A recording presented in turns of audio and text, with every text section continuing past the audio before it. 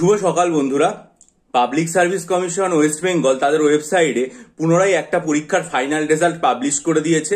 সেটা কিসের? সেটা হচ্ছে senior scientific officer of West Bengal forensic science ল্যাবরেটরিতে, এবং সেটা কোন ডিপার্টমেন্টের আন্ডারে? হোম অ্যান্ড হিল অ্যাফেয়ার্স ডিপার্টমেন্টের আন্ডারে। ঠিক আছে, সেখানে মোট 8 জন যে ক্যান্ডিডেট রয়েছে সেই 8 জন ক্যান্ডিডেটের তালিকা তারা প্রকাশ করেছে। এবং আপনারা যদি তালিকাটা দেখেন তাহলে দেখবেন যে 4 নম্বর এবং 5 নম্বর যে ক্যাটাগরি রয়েছে সেখানে কিন্তু ওবিসি এ এবং OBC B category non creamy layer সেটা স্পষ্টভাবে এটা এখানে উল্লেখ রয়েছে। এবার এটা আপনাদেরকে বললাম কেন? বললাম এই কারণে, তার কারণ এই যে পরীক্ষার ফলাফল যেটা ঘোষিত হয়েছে এবং যার নম্বর হচ্ছে 175 পিএসসি সিলেকশন 15/16/2022, সেটার যে কমিশনের অ্যাডভার্টাইজ নম্বরটা লেখা আছে সেটা হচ্ছে 7 ব্র্যাকেটের মধ্যে 1/2023, অর্থাৎ বোঝা যাচ্ছে যেটা 2023-এর বিজ্ঞপ্তি। তাহলে দেখুন 2023-এর বিজ্ঞপ্তির যে নোটিফিকেশন 2023-এর যে বিজ্ঞপ্তি তার সম্পূর্ণভাবে যে রেজাল্ট সেটা কবে প্রকাশিত হলো?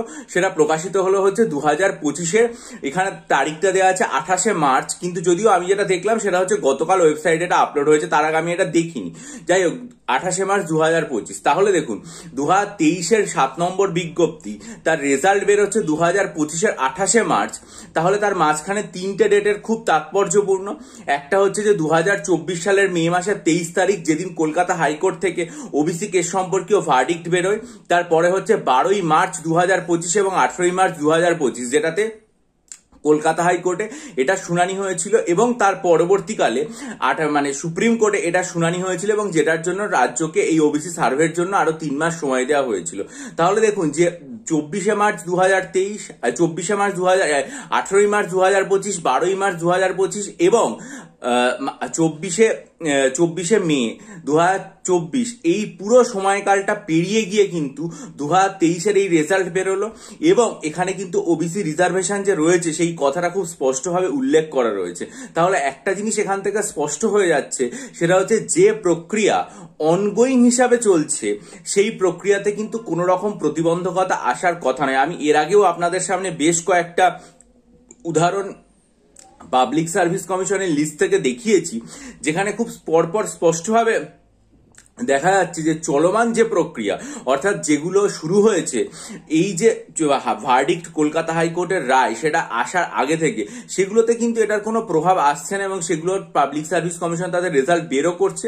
এবং ফর্ম ফিল আপের সময় যেরকম ভাবে আর কি ভ্যাকেন্সি, এখানে যেমন পরিষ্কারভাবে লিখেই দেওয়া হয়েছে যে ওবিসি এ এবং ওবিসি বি তাতে ভ্যাকেন্সি ছিল কতগুলো করে, একটা এবং একটা করে, নাম্বার অফ ক্যান্ডিডেট রেকমেন্ডেড 1 এবং 1। ঠিক আছে, অর্থাৎ দুটো ভ্যাকেন্সি ওবিসি ও ওবিসি বি ক্যাটাগরি মিলিয়ে মোট ছিল, 2 জন ক্যান্ডিডেট রেকমেন্ড করা হয়েছে, এবং একদম স্পষ্টভাবে বলে দেওয়া হয়েছে, এখানে পুরো ডিটেলস এখানে দেওয়া আছে লিস্টের মধ্যে। তাহলে দেখুন যে সমস্ত প্রক্রিয়াগুলো চলমান, অর্থাৎ এই ওবিসি কেসে 2024-এ মে মাসে ভার্ডিক্ট আসার আগে থেকে চলছিল, সেগুলোতে কোনো অসুবিধা হচ্ছে না। এবার এটা যদি 2023-এর 7-এর অ্যাডভার্টাইজমেন্ট হয়, তাহলে একই রকম ভাবে তো আমাদের মিসলেনিয়াস এবং ক্লার্কশিপ যেগুলো, সেগুলো 2023-এরই অ্যাডভার্টাইজমেন্ট, একটা প্রবাবলি 11 আর একটা হচ্ছে 16, এরকম। আমার এক্সাক্ট নম্বরটা মনে পড়ছে না, কিন্তু 2023-এর এরকম দুটো অ্যাডভার্টাইজমেন্ট। তাহলে খুব স্বাভাবিকভাবেই আমাদের মনের মধ্যে যে প্রশ্নচিহ্নটা বারবার আসছিল, যে তাহলে কি বিশেষ করে 12ই মার্চ এবং 18ই মার্চ 2025-এর ঘটনাবলীর পরে, যে তাহলে কি এই পরীক্ষাগুলো পিছিয়ে যাবে, তাহলে কি এই মেন পরীক্ষা হবে না?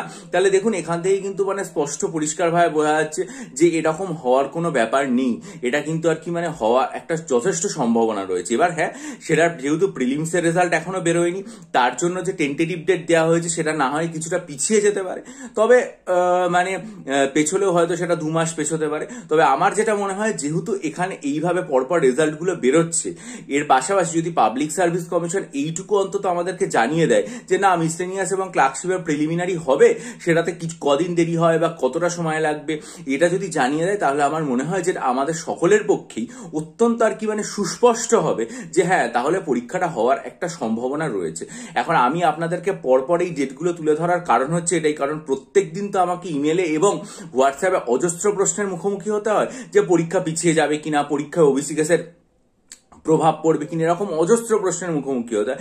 আজকের এই যে মানে রায়টা, আপনারা প্রত্যেকে এই রায় বলছি, লিস্ট অফ ক্যান্ডিডেট রেকমেন্ডেড, এটা যদি আপনারা 28 মার্চ 2025 লিস্টটা দেখেন পাবলিক সার্ভিস কমিশনের ওয়েবসাইটে গিয়ে, তাহলে আমার মনে হয় যে আরেকটু আর কি মানে আমাদের সন্দেহের এই জায়গাটা নিরসন হতে হবে। তাই আপনাদেরকে বলবো যে পাবলিক সার্ভিস কমিশন যখন আমাদের জানাবে পুরো ব্যাপারটা মেন পরীক্ষা নিয়ে বা প্রিলিমসের রেজাল্ট বের করে, তখন তো আমরা পুরোপুরি স্পষ্ট হয়ে যাব তা, এবং সেটা বেরোলে আমার চ্যানেলে নিশ্চয়ই জানাবো। চ্যানেলটা সাবস্ক্রাইব করুন, বেল আইকন প্রেস করে দিন তার জন্য। কিন্তু আপনাদের যে লেখাপড়া সেটাতে ব্যাঘাত ঘটাবেন না। খুব যন্ত্রণা কষ্ট এরকম একটা মানে পরিস্থিতির মধ্যে সেটা আরো অনেক বেশি। তাও আপনাদের দাদা হিসাবে, বন্ধু হিসাবে যেটা বলবো, শহীদ হিসাবে, যে আপনারা কিন্তু জনের যন্ত্রণা নিয়ে লেখাপড়া যেটা রয়েছে সেটা ধারাবাহিকভাবে মিসেলিনিয়াস এবং ক্লার্কশিপের জন্য চালিয়ে যান। আর যদি মনে করেন যে এইরকম একটা প্রতিকূল পরিস্থিতির মধ্যেও মানে লেখাপড়া চালিয়ে যাওয়ার জন্য আপনারা আমার কাছ থেকে ডেসক্রিপটিভ বাংলা, ইংরেজি, ডেসক্রিপটিভ কারেন্ট অ্যাফেয়ার্স বা ডেসক্রিপটিভ অ্যারিথমেটিকের স্টাডি মেটেরিয়াল নেবেন, তাহলে অবশ্যই আমার চ্যানেলে 19 জানুয়ারি, মার্চ মাসের 2 তারিখ এবং ফেব্রুয়ারি মাসের 9 তারিখের ভিডিও মনোযোগ দিয়ে দেখে ডেসক্রিপশন বক্সের যে ইমেল আইডি তার মাধ্যমে যোগাযোগ করবেন সম্পূর্ণভাবে দ্বিধামুক্ত হয়ে। ঠিক আছে, ভালো থাকুন, বিজয়ী হন, সফল হন। চ্যানেলটা সাবস্ক্রাইব করে বেল আইকন প্রেস করুন, আপনাদের মূল্যবান মতামত দিয়ে আমি ঋদ্ধ করুন। ভালো থাকুন এবং অবশ্যই লেখাপড়া চালিয়ে যান। ভালো থাকবেন।